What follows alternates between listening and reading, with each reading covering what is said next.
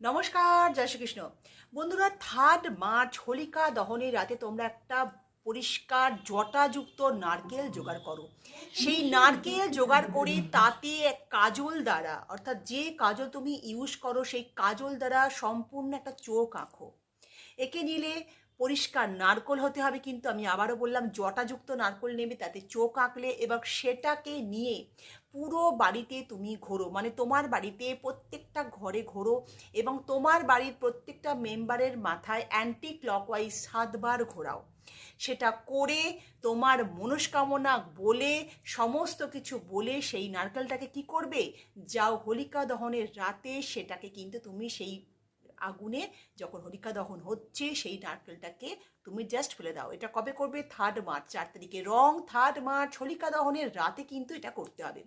এটা করলে কি হবে, প্রথমেই নজর দোষ থেকে তুমি বাঁচবে। তোমার বাড়ির অরা হয়তো একেবারে একদম পুরো নেগেটিভিতে পৌঁছে গেছে, নেগেটিভ অরায় ভর্তি হয়ে গেছে, বাড়ির সদস্যরা ভুগছে অশান্তি, রোগ জ্বালা, পয়সা নেই, মানে টাকা পয়সার অভাব, বাড়িতে রোগে ভর্তি, বাচ্চারা অসুস্থ, প্রতিবেশীদের নজর লেগে লেগে তোমার জীবন জেরবার, মানে প্রত্যেকটা জিনিস থেকে কিন্তু এটা বাঁচাবে।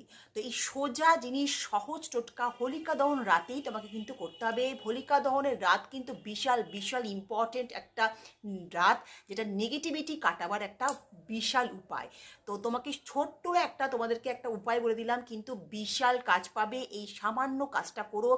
যত রকমের শত্রু আছে তাদের মনে মনে চিন্তা করবে তারা যেন ওই নারকলের সাথে তোমার, তাদের চিন্তা ভাবনা যেন পুরে ছাড় হয়ে যাচ্ছে, তোমার জীবন থেকে যত নেগেটিভিটি যেন সব চলে যাচ্ছে, এরকম চিন্তা ভাবনা ম্যানিফেস্ট করে ওই নারকলটাকে জাস্ট ওখানে ফেলে দাও। দেখবে কিছুদিনের মধ্যেই তোমার সংসার, তোমাদের বাচ্চা কাচ্চা, তোমার স্বামী, যা যা সদস্য আছে, যে যে সদস্য আছে পরিবারের, সবাই কিন্তু সুখ শান্তিতে আবার আবার আগের মতো একেবারে খুব সুন্দর করে তোমরা ঘর সংসার করছো।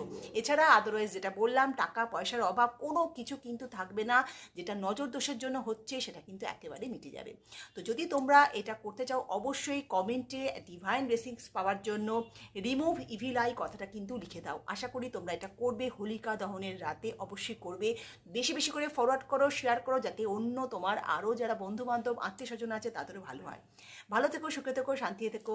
নমস্কার।